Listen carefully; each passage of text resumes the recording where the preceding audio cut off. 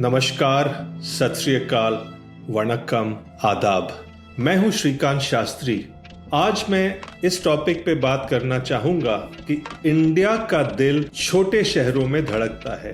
ये हमारे देश में एक साइलेंट क्रांति हो रही है। हर एक क्षेत्र में पहले सेंटर ऑफ ग्रेविटी या एक्शन बड़े मेट्रो शहरों में हुआ करता था। अब वो धीरे धीरे बड़ी तेजी से अब छोटे शहरों की तरफ आ गया है। लेकिन शुरुआत करते हैं क्रिकेट के मैदान से सितंबर 24, 2007 की तारीख से। 2007 इंडियन क्रिकेट के लिए बहुत इंपॉर्टेंट साल था। शुरुआत अच्छी नहीं थी।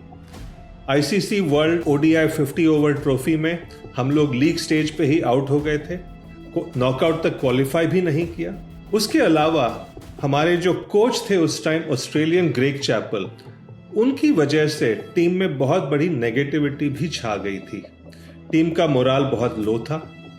ऐसे माहौल में जब पहला विश्व T20 वर्ल्ड कप अनाउंस हुआ साउथ अफ्रीका में, बीसीसीआई ने एक जूनियर टीम भेजी जिसमें हमारे सारे बड़े प्लेयर्स नहीं गए।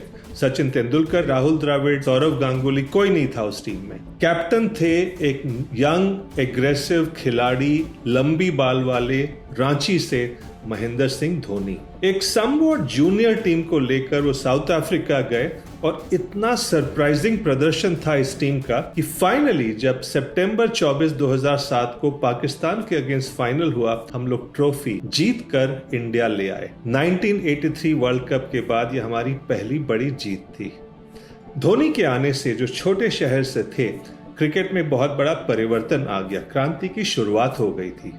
धोनी के अलावा धीरे धीरे हरभजन सिंह, रविंद्र जडेजा, कई सालों बाद उस पाथ को फॉलो करते हुए आजकल हम लोग देखते हैं जसप्रीत बुमराह हैं, ईशान किशन हैं, हार्दिक पांड्या हैं। सभी लोग छोटे शहरों से हैं। बहुत सारे प्लेयर्स हमारे छोटे शहरों से हैं। क्रिकेट का पूरा हुलिया बदल गया है। सेंटर ऑफ ग्रेविटी क्रिकेट में बड़े मेट्रो से छोटे शहरों में शिफ्ट हो गया है। एक ऐसा टाइम हुआ करता था कि हमारी क्रिकेट टीम में सिर्फ बॉम्बे, दिल्ली, बैंगलोर के प्लेयर्स होते थे और कभी एक दो लोग चेन्नई, हैदराबाद और कोलकाता से भी आते थे।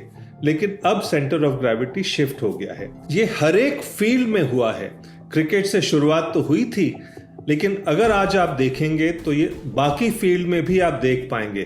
क्रिकेट के अलावा जितने बाकी स्पोर्ट्स हैं, बिजनेस के क्षेत्र में, एंटरटेनमेंट, स्टार्टअप के फील्ड में, सब जगह एक्शन बड़े शहरों से छोटे शहरों में शिफ्ट हो गया है।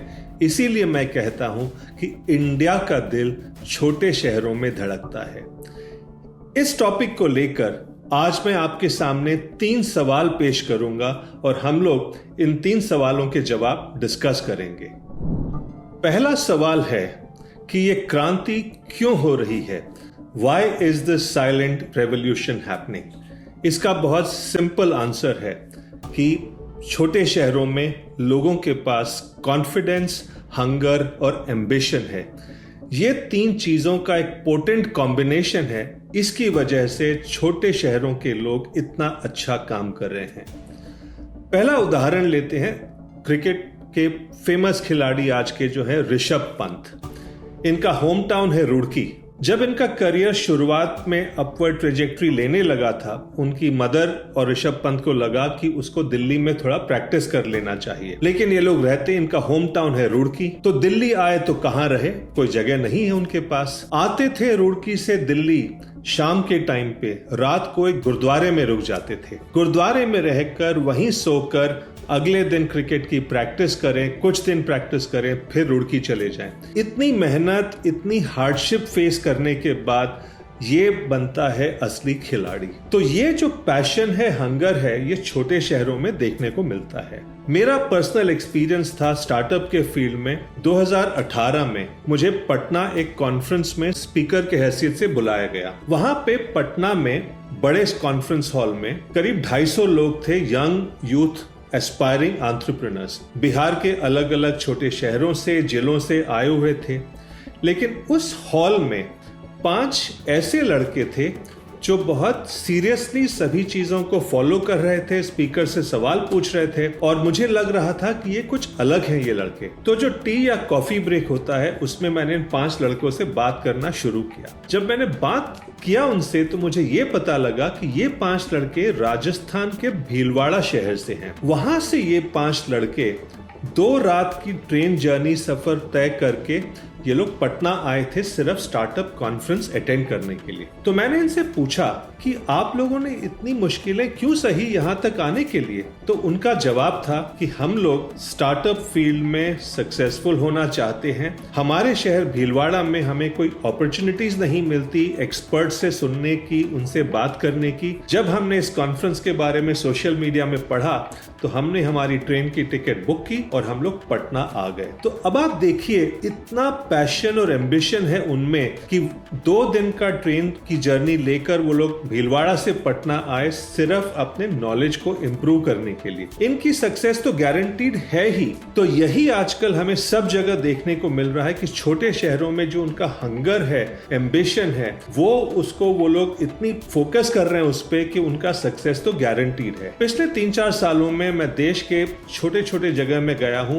आइजॉल मिजोरम, लद्दाख, गुवाहाटी, इस तरह की शहरों में मैं गया हूं स्टार्टअप से मिलने के लिए। वहां जब मैं देखता हूं कि वहां पे उनकी फैसिलिटीज तो कम है, लेकिन जिस इंटरेस्ट के साथ, जिस कॉन्फिडेंस के साथ वो लोग अपना काम कर रहे हैं, तो मुझे लग रहा है कि इस तरह का एक्शन देश के फ्यूचर को बहुत सिक्योर करेगा, देश के भविष्य को बहुत उज्जवल करेगा। क्योंकि हमारे छोटे शहरों में इस तरह का पैशन, एम्बिशन, हंगर, कॉन्फिडेंस जो है, ये तो साइलेंट क्रांति की सिंगल मोस्ट इंपॉर्टेंट वजह है। तो पहले सवाल का जवाब हुआ कि साइलेंट क्रांति की वजह है कॉन्फिडेंस, एम्बिशन एंड हंगर। दूसरा सवाल है कि ये जो साइलेंट क्रांति जो है, ये इतनी स्पीड क्यों पकड़ रही है अब? इसका भी आंसर बहुत सिंपल है। आंसर एक शब्द में बताऊंगा तो वो है टेक्नोलॉजी। टेक्नोलॉजी की वजह से छोटे शहरों के लोग जो पहले बड़े शहरों से दूर रहते थे, कट ऑफ रहते थे, अब टेक्नोलॉजी ने उनको जोड़ दिया है सिर्फ बड़े शहरों तक नहीं, दुनिया से। मैं एक एग्जांपल लूंगा। कोविड के टाइम में जो मैंने एक देखा 3 लड़कों के साथ जो एक स्टार्टअप चलाते हैं, हर्षित, निखिल और तुषार। ये तीनों एक रोबोटिक स्टार्टअप चलाते हैं। निखिल शहडोल मध्य प्रदेश से हैं, हर्षित कानपुर से हैं और तुषार आगरा से हैं। कोविड के टाइम पे इनका रोबोटिक्स बिजनेस लगभग बंद हो गया था क्योंकि सब कुछ बंद था।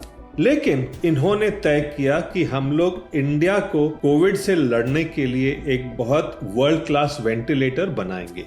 पहले लॉकडाउन के बीच 2020 में मार्च से लेकर जून तक सिर्फ 90 दिनों में इन तीनों ने और इनके साथियों ने मिलकर इनकी कंपनी जो है नोकार्क रोबोटिक्स 90 दिनों में एक वर्ल्ड क्लास वेंटिलेटर का निर्माण किया जो मार्केट में उतारी गई और बहुत सक्सेसफुल भी हो गई। ये कैसे हुआ? ये लोग 3 लड़के पुणे से काम कर रहे थे, लेकिन टेक्नोलॉजी के जरिए ये लोग देश भर में, दुनिया भर में एक्सपर्ट से बात कर रहे थे, एडवाइस ले रहे थे। तो किस तरह के experts? Doctors, medical technology experts, manufacturing experts, supply chain experts, सबसे बात करके ये लोग एडवाइस लेकर फटाफट काम कर रहे थे। ये पहले मुमकिन हो ही नहीं सकता था। लेकिन कोविड के टाइम में भी zoom, WhatsApp, slack, phone call, 4G ये सब लेकर इन्होंने रिमोटली काम कर लिया जो पहले सोचा भी नहीं जा सकता था। टेक्नोलॉजी ने हमारी दुनिया को छोटा बना दिया है। इसीलिए अब छोटे शहरों वाले लोग भी कह सकते हैं कि अब दुनिया मेरी मुट्ठी में है। यही वजह है टेक्नोलॉजी, जिसकी वजह से ये साइलेंट क्रांति जो है बहुत स्पीड पकड़ रही है और स्पीड पकड़ती रहेगी आने वाले सालों में। तो ये रहा दूसरे सवाल का जवाब कि ये साइलेंट क्रांति स्पीड क्यों पकड़ रही है। इसका आंसर है टेक्नोलॉजी। तीसरा सवाल है कि ये जो साइलेंट क्रांति हमारे देश में चल रही है, इसको किस तरह से सपोर्ट किया जा सकता है ताकि ये और स्पीड पकड़े। इसका आंसर है कि हमें टैलेंट को स्पॉट करना होगा, टैलेंट को एनकरेज करना होगा और उस टैलेंट को मेंटोर करना पड़ेगा। अब आप स्पोर्ट्स के फील्ड में ही देख लीजिए, अभी हाल ही में बर्मिंघम यूके में कॉमनवेल्थ गेम्स जो हुए थे, उनमें इंडिया ने जो मेडल्स जीते रेसलिंग में या बॉक्सिंग में, उनमें लगभग सभी जो विनर्स थे वो या तो हरियाणा से हैं या मणिपुर से हैं। यही ट्रेंड आप कुछ और स्पोर्ट्स में भी देखेंगे, जैसे शूटिंग में, बैडमिंटन में, आर्चरी में। ये जितने भी हमारे टैलेंटेड स्पोर्ट्स खिलाड़ी निकल के आ रहे हैं, सभी छोटे शहरों से हैं।